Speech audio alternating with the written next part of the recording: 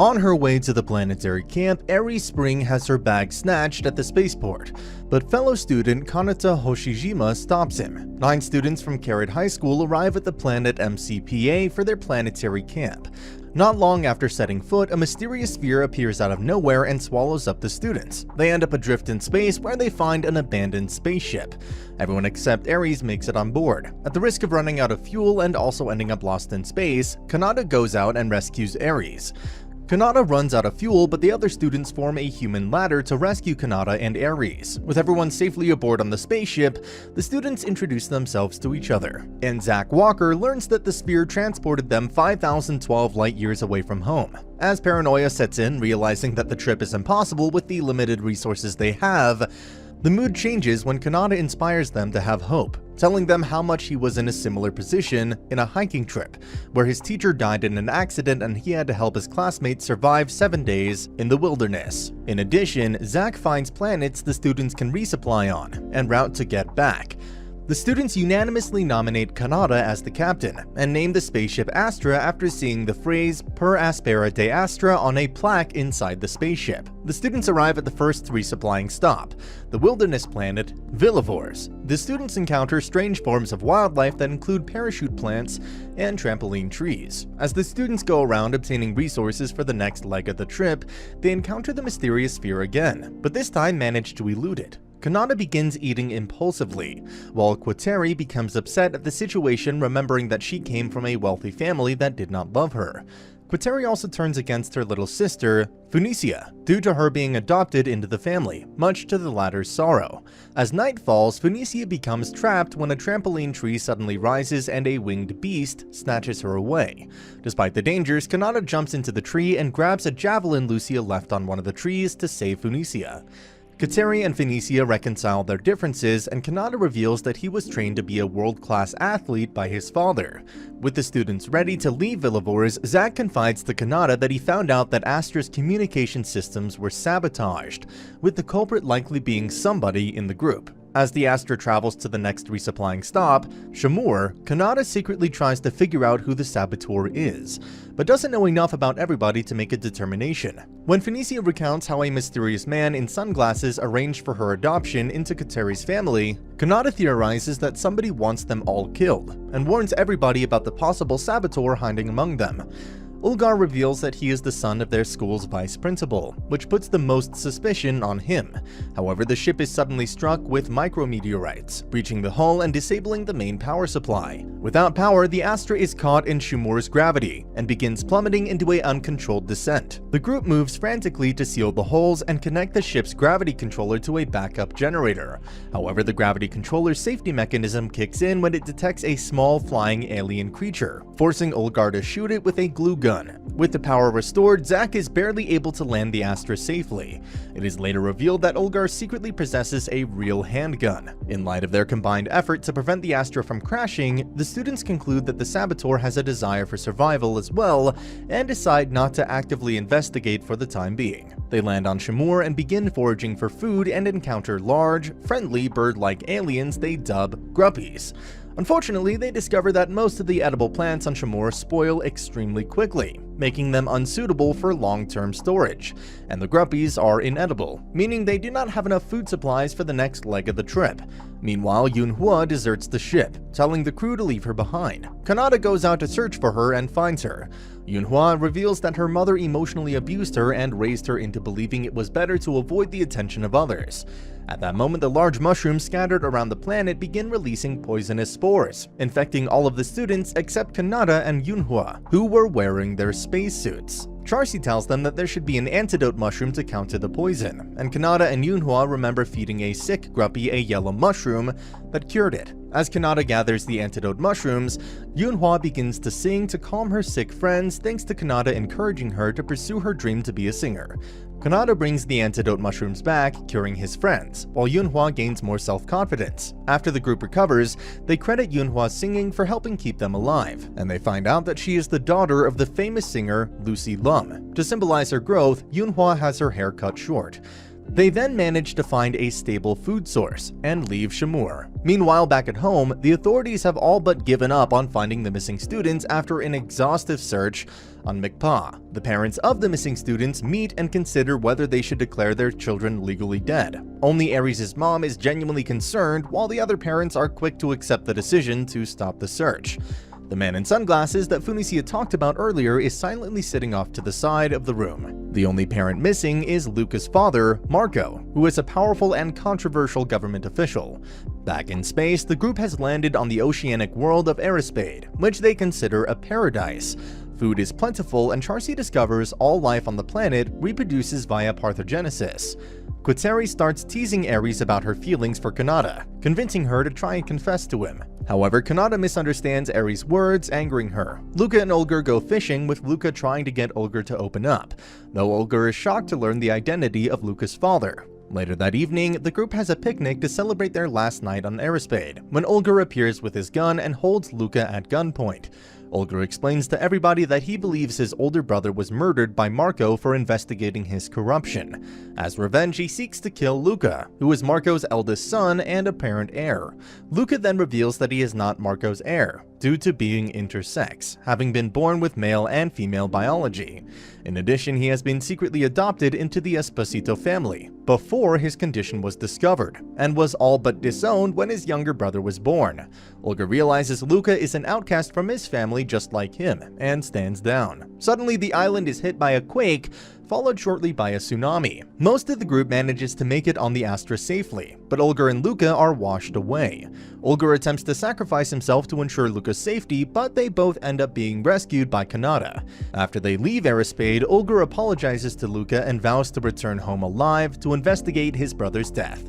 Zack then brings up the possibility that Olger's brother may have uncovered a much deeper conspiracy than government corruption, which may be why they've all been targeted. Olger decides he will become a journalist like his brother, and Kanata allows Olger to keep possession of the gun, since he's the only person who knows how to use it. Later on, Aries gets into a conversation with Charcy, and she notices an inconsistency in his story, when she doesn't remember seeing him in the biology class he claimed to attend. The group confronts Charcy, suspecting he is hiding something from them. Charcy reveals that, like Aries, he's also a transfer student who arrived after Aries. He admits that he did not reveal this earlier since he didn't want to talk about his past, since he is from the Vixia Royal Quarter, the only nation on their home planet that is still ruled by nobility. In the past, he had befriended a commoner girl named Saria, and smuggled her into the area reserved only for nobles. When she was caught by a guard, Saria resisted and was pushed off a building, falling into a coma due to her injuries. Sometime later, Saria's family left Vixia, taking her with them. Charcy left as well, swearing to learn biology so he could hopefully find and heal Saria someday.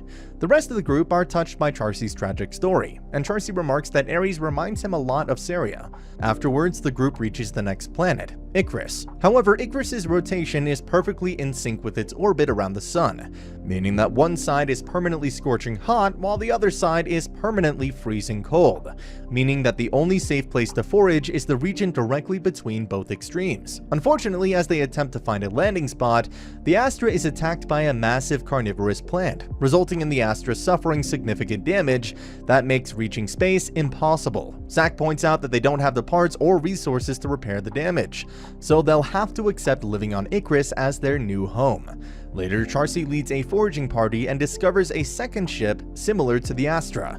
The group examines the ship, noting it is heavily damaged and seemingly abandoned. Zack then realizes there's somebody preserved in the ship's hibernation pod for the past 12 years, and the group opens it to reveal a young woman inside. The group brings the woman back to the Astra, where she tells them that she's Paulina Levinskia, and an astronaut from the ship Ark-6. The Ark-6 had originally been sent out to find worlds suitable for human habitation, but was forced to crash land on Icarus. The rest of the crew went out to explore the planet, but never returned, forcing her to use the hibernation pod to survive. Aries then gets the idea that since the Astra and Ark-6 are modular and of the same ship type, they can switch out Astra's damaged reactor section with the Ark-6's intact one. Meanwhile, Yunha tells Paulina that she has been asleep for 12 years and it's now 2063. Paulina panics upon learning that it's 2063, but does not reveal why. The ship repairs are a success and the group returns to foraging for food. Zach and Katari have a quiet moment together. Zach reveals he doesn't want to be like his father, who has become cold and uncaring due to his memory transplant research, and he plans on becoming the pilot for Kanata's future spaceship.